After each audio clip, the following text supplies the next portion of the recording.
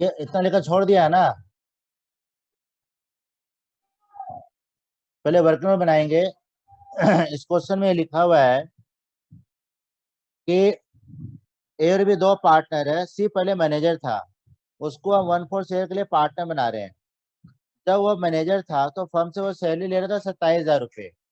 मैं लिखा पहले सैलरी कितना ले रहा 27,000, और उसको जो कमीशन मिल रही थी वो ले रहा था वो 10% net profit after charging salary and commission.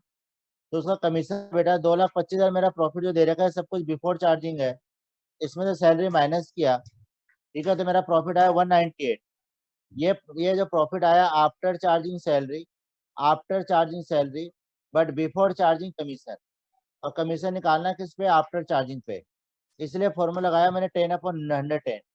तो आपका कमीशन आ गया 18,000। सब मिला के आपका हो गया 45,000। सी फर्म में जब मैनेजर था तो 45 वो ले रहा था। तो आप पीएल अप्रोप्रिएशन में लिख सकते हो, सीज कैपिटल का आ गया 45,000 लिख दो। ठीक है। अब देखो, जब भी क्वेश्चन गारंटी का आता है तो हम गारंटी बाद में देखते हैं। पहला काम है फर्म का प्रॉफिट को बांटना।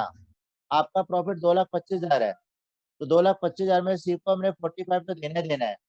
वो देने के बाद आपका प्रॉफिट कितना रह गया 180, जिसको मैंने ए और बी के रेशियो में बांट दिया 3:2 में। ए का हो गया 1,08,000 और इसका हो गया 72,000।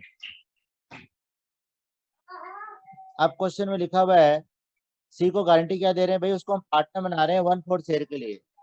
तो इसका मतलब सी को 1/4 प्रॉफिट तो मिलेगा ही मिलेगा। तो 2,25,000 का मैंने 1/4 करा, तो आया 556,250 आ गया। तो 56। हाँ, जब आपको लिखा हो 1/4 ऑफ नेट प्रॉफिट लिखा हो या प्रॉफिट लिखा होता है, तो जो बिफोर चार्जिंग होता है उसमें मिलता है।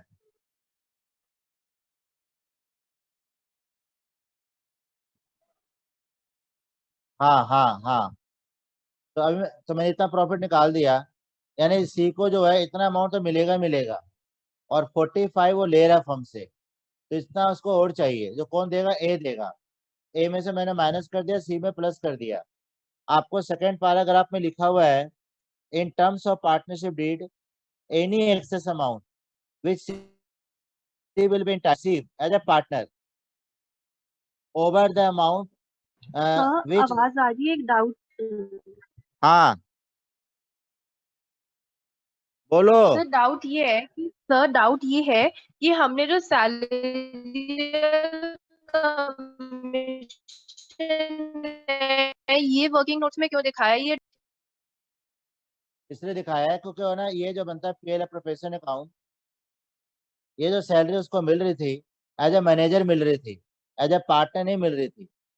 ठीक है, और एज ए मैनेजर जो देते हैं हम, वो पीएल अकाउंट में दिखाते हैं, पीएल अकाउंट बना नहीं रहे हैं हम। इसलिए मैंने सीज कैपिटल करके 45 यहाँ लिख दिया डायरेक्ट। और ये इसलिए लिखा है जिससे पता चल पाए कि किसको कितने घंटे किसको दे रहा है कोई। तो इसमें आपको ये लिखा हुआ है in terms of partnership deed any excess amount which he will be entitled to receive as a partner over the amount which would be which would have been due to him if continue to the manager। अगर वो manager होता continue, ठीक है, तो कितना मिलता है उसको 45। और एज ए पार्टनर कितना मिलना उसको 56250। तो जो भी उसका डिफेंसिव वो कौन बेयर करेगा, ए बेयर करेगा। अगर हम उसको एज ए पार्टनर देते हैं ना सैलरी होता तो तब तब उसको रिकॉर्ड करते हैं। आप ये एज ए मैनेजर मिल रहा था इसलिए उसको सैलरी करके रिकॉर्ड नहीं करेंगे। ठीक है सर।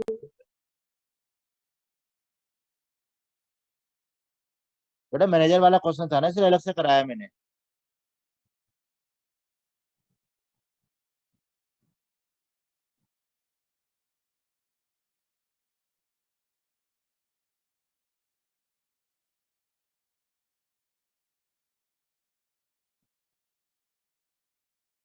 जो उतार लो बेटा अच्छी तरह से।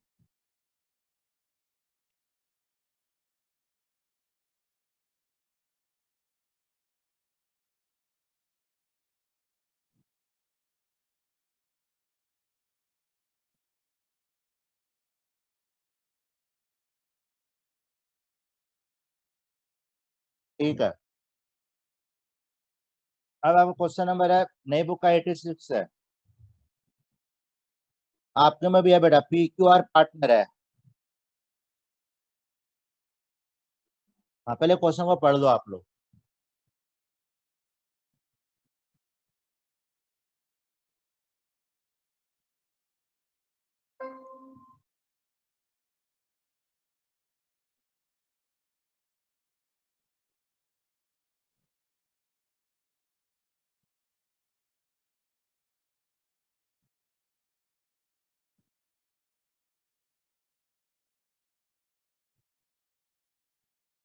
ठीक है, आपको इसमें 3 साल का प्रॉफिट लॉस दिया हुआ है और आपको जर्नल एंट्री बनानी है। तो बेटा अगर आप जर्नल एंट्री बनानी होती है तो आपकी 3 जर्नल एंट्री बनेगी। पहले केस में प्रॉफिट आपका 1,20,000 है और इनका रेशियो 12:8:5 है। तो और है ना, इसमें लिखा हुआ आर को गारंटी मिल रही है 30,000 रुपये की। तो पहले केस में तो आपकी पहली एंट्री बनेगी PL account debit to PL preparation, जो मैंने पहला क्वेश्चन कराया था गारंटी का, वैसे ही होगी same. PL account debit to PL preparation 1,20,000 1,20,000। ये दूसरी होगी PL preparation account debit to P's capital to Q's capital to R capital, 1,20,000 को जो बांटोगे उसकी एंट्री होगी।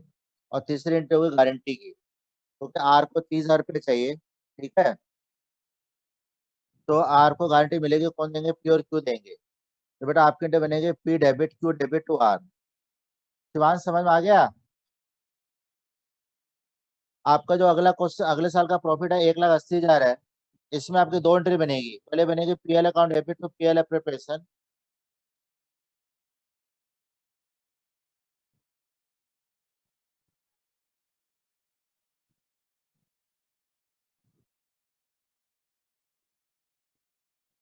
देखो बेटा, आप थोड़ा सा दिमाग लगाओ, दिमाग लगाओ यहाँ पे।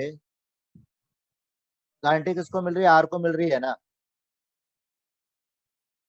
और पी और क्यू दे रहे हैं। तो तो कैपिटल अगर बढ़ती है तो क्या होता है?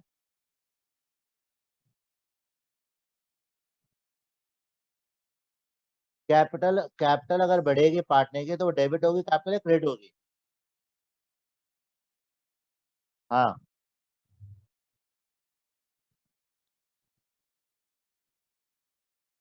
गलत।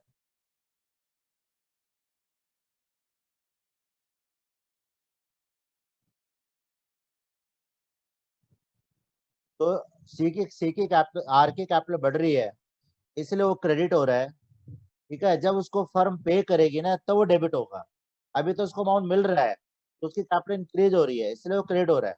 और पी और क्यू दे रहे हैं तो उनकी कैपिटल कम हो रही है, क्योंकि उनका उनका प्रॉफिट कम हो रहा है। हाँ, अगले आपको 1,80,000 का प्रॉफिट दिया हुआ है, तो आपकी दो एंट्री बनेगी, पहले बनेगी पी। अरे मैं तो बोल रहा हूँ, कहाँ गई वो?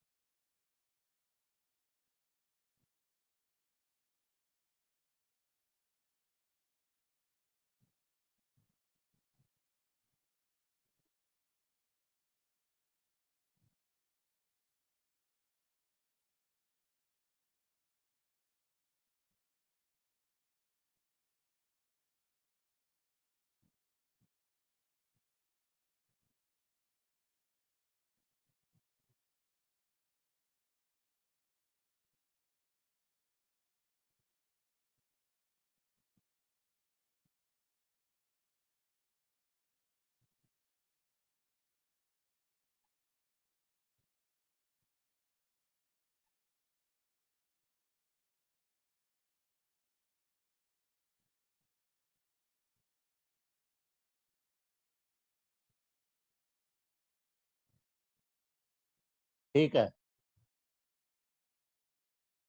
फिर हमें 1,80,000 का प्रॉफिट दिया हुआ है, तो आपकी दो एंट्री बनेगी। पहले बनेगी पीएल अकाउंट डेबिट, तो पीएल अप्रोप्रिएशन 1,80,000 कहाँ आई है, पता नहीं। PL account debit to PL appropriation 1,80,000, और PL appropriation account debit to P capital to Q capital to R capital 1,80,000।